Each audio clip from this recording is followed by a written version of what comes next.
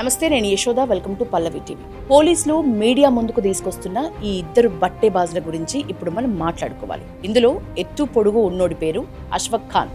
వాడి తల మీద ఆల్రెడీ ఇప్పటికే 25,000 రివార్డు ఉంది. 2 నెలల నుంచి పోలీసులకు దొరకకుండా వాడు పారిపోతూ తిరుగుతున్నాడు. నిన్న కూడా సింగపూర్కి పారిపోతుంటే పోలీసులు ఎయిర్పోర్ట్లోనే వాడిని దొరకబట్టి పట్టుకొని తీసుకొచ్చిండు. ఇక వాడి పక్కనున్న మరొకడి పేరు సాహిల్ అహ్మద్. ఇంతకు వీళ్ళేం చేసిండ్రు, విషయం ఏంటి మాట్లాడుకుందాం. యూపీలో మీర్జాపూర్ అనే ఒక ఏరియా ఉంటది. మీర్జాపూర్ వెబ్ సిరీస్ చూసిన వాళ్ళకి ఆ పేరు చాలా తెలుసు. అయితే మీర్జాపూర్లోని పోలీస్ స్టేషన్ పేరు డెహాట్ కొత్వాలీ పోలీస్ స్టేషన్. ఈ పోలీస్ స్టేషన్కి జనవరి 20వ తారీఖు ఒక అమ్మాయి మాస్క్ పెట్టుకొని వచ్చింది. అక్కడున్న పోలీస్ కానిస్టేబుల్ ఎందుకు వచ్చావమ్మా అని అడిగిండు. ఆ అమ్మాయి ఒక కంప్లైంట్ ఇవ్వడానికి వచ్చినా అని చెప్పింది. సో ఆ కంప్లైంట్ ఏంటి అని పోలీస్ ఆఫీసర్ అడిగితే ఆ అమ్మాయి కొన్ని విస్తుపోయే నిజాలు చెప్పింది. నిజానికి ఆ పోలీస్ స్టేషన్లో ఉన్న వాళ్ళు ఆ అమ్మాయి మాటల్ని మొదట అసలు నమ్మట్లేదని ఆ అమ్మాయి తన దగ్గర ఉన్న ఫోన్లో ఉన్న కొన్ని ఫోటోలని, వీడియోలని బయటపెట్టింది. అప్పుడు పోలీసులంతా నోరెళ్ళబెట్టిండ్రు. వెంటనే కేసు ఫైల్ చేసిండ్రు. అదే రోజు 4 స్పెషల్ టీంలని రంగంలోకి దించిండ్రు. మీర్జాపూర్ ఏరియాలో ఉన్న 4 జిమ్ల మీద ఏకకాలంలో దాడులు చేసిండ్రు. మీర్జాపూర్లోనే KGN 1, KGN 2, KGN 3, ఐరన్ 5 అనే 4 జిమ్లు ఉన్నాయి. ఈ 4 జిమ్లలో ఆ జిమ్లు నడుపుతున్న వాళ్ళు ముస్లింలే, ఆ జిమ్లలో ఉన్న ట్రైనర్లు కూడా ముస్లింలే. అయితే ట్రైనర్లకు సుమారు ఎవరైతే ట్రైనింగ్ ఇస్తున్నారో జిమ్లో పనిచేస్తున్న ట్రైనర్స్కి జీతం కనుక్కుంటే కేవలం 15,000. కానీ వాళ్ళ లైఫ్ స్టైల్ చూస్తే మటుకు 15,000 జీతం తీసుకుంటున్నట్లు అస్సలు ఉండదు. లగ్జరీ లైఫ్ మెయింటైన్ చేస్తూ ఉంటారు. బ్రాండెడ్ బట్టలు, బ్రాండెడ్ షూలు, లగ్జరీ కార్లు, SUVలు, వాచ్లు, ఫోన్లు. వాళ్ళ లైఫ్ స్టైల్ చూస్తే ఒక రేంజ్లో మెయింటైన్ చేస్తున్నట్లుగా అనిపిస్తుంది.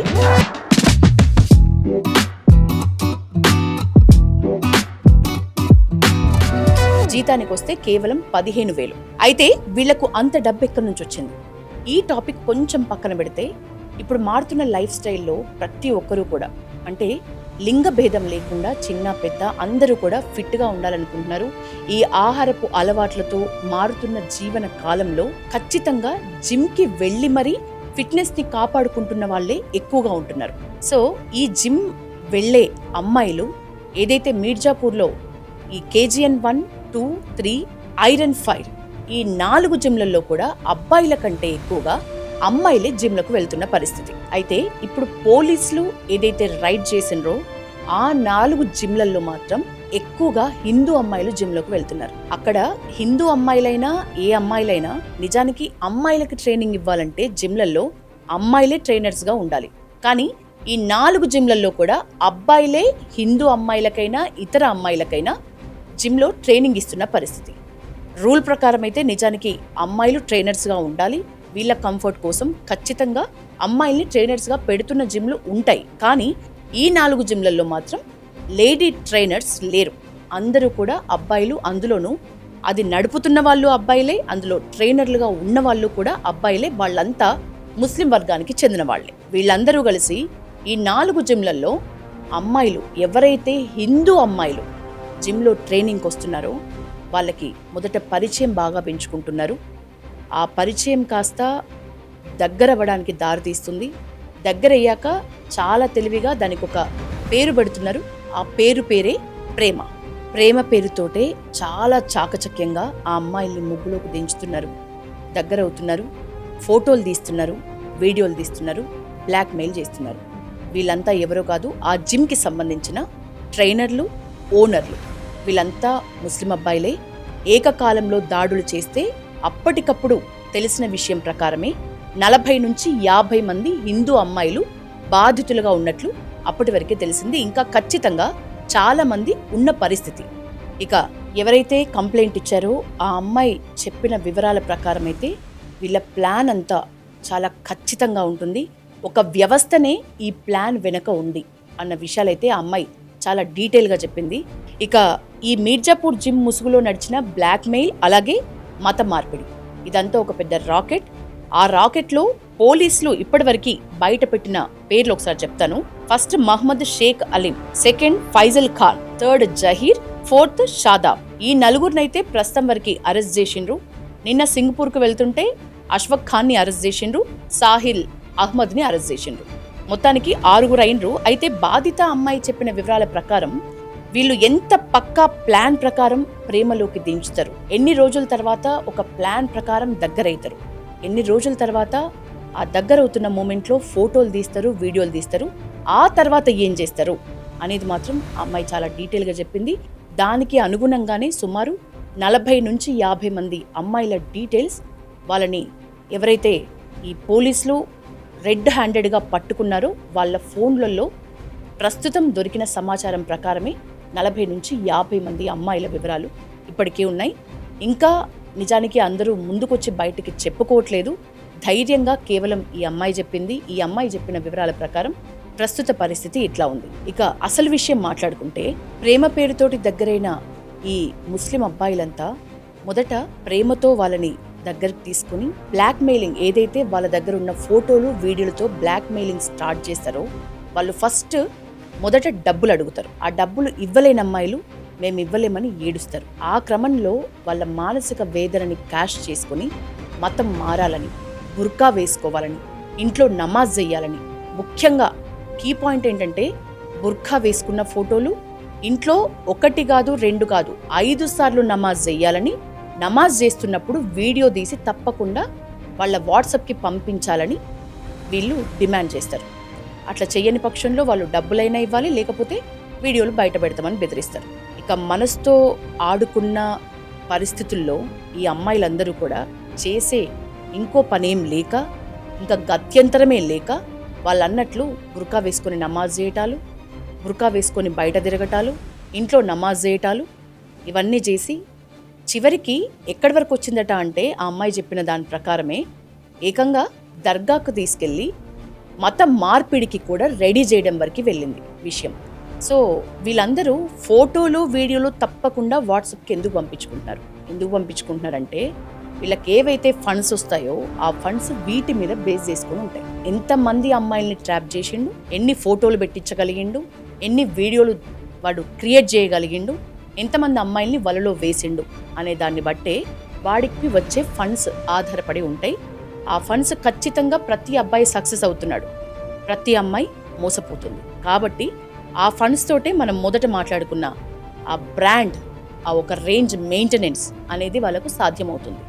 జీతం చూస్తే 15,000, కానీ ప్రతి ఒక్కడు కూడా లక్షల జీతం ఉన్న వాళ్ళతో ఈక్వల్గా లైఫ్ స్టైల్ మెయింటైన్ చేస్తూ ఉంటారు. పోలీసులు అయితే జిమ్లను సీజ్ చేసిండ్రు, కేసు ఫైల్ చేసిండ్రు. మొత్తానికి 10 ఫోన్లకు పైగా ఫోన్ల నుంచి ఫోటోలు, వీడియోలు, చాట్స్, అలాగే ముఖ్యంగా ఆర్థిక లావాదేవీలకు సంబంధించి చాలా విషయాలైతే పోలీసులు స్వాధీనం చేసుకున్నారు. కాల్ రికార్డులు కూడా అన్ని వెరిఫై చేస్తున్నారు. Uttar Pradesh unlawful conversion religion act, extortion, అలాగే క్రిమినల్ ఇంటిమిడేషన్ ఇట్లాంటి చట్టాల కింద కేసు అయితే ఫైల్ చేసిండ్రు. దాదాపు 10 మంది వరకు కూడా ఈ ట్రైనర్లు అలాగే ఓనర్లని అరెస్ట్ చేసిండ్రు. ఇంకొక షాకింగ్ న్యూస్ ఏంటంటే ట్రైనర్లు, ఓనర్లు అందరూ 30 ఏళ్ల లోపు వారే. అసలైన మాస్టర్ మైండ్ ఒకడున్నాడు, వాడి పేరు ఫరీద్ అహ్మద్. వీడి ఏజ్ మాత్రం 28 ఏళ్ళే.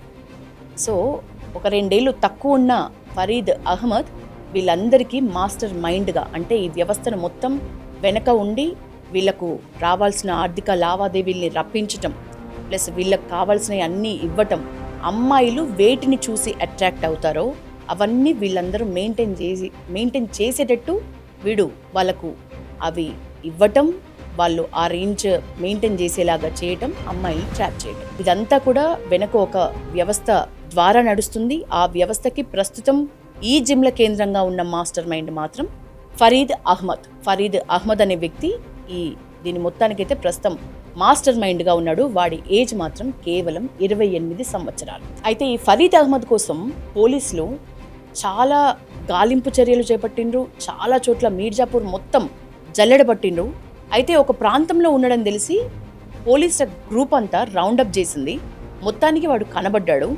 వాడిని పట్టుకునే క్రమంలో, వాడి పారిపోతూ ఉంటే పట్టుకునే క్రమంలో వాడి వెంట పోలీసులు పరిగెడుతుంటే వాడు గన్ తీసి పోలీసుల మీదకి కాల్పులు జరిపిండు. అంటే వీళ్ళ దగ్గర గన్స్ కూడా ఉన్నాయి అనటానికి ఇది నిదర్శనంగా చెప్పుకోవచ్చు. సో పోలీసుల మీదకి వాడు కాల్పులు జరిపే టైంలోనే పోలీసులే వాడిని షూట్ చేసిండ్రు. వాడికి కాలికి గాయమైంది. ప్రస్తుతం వాడు చాలా సేఫ్గా ఉన్నాడు.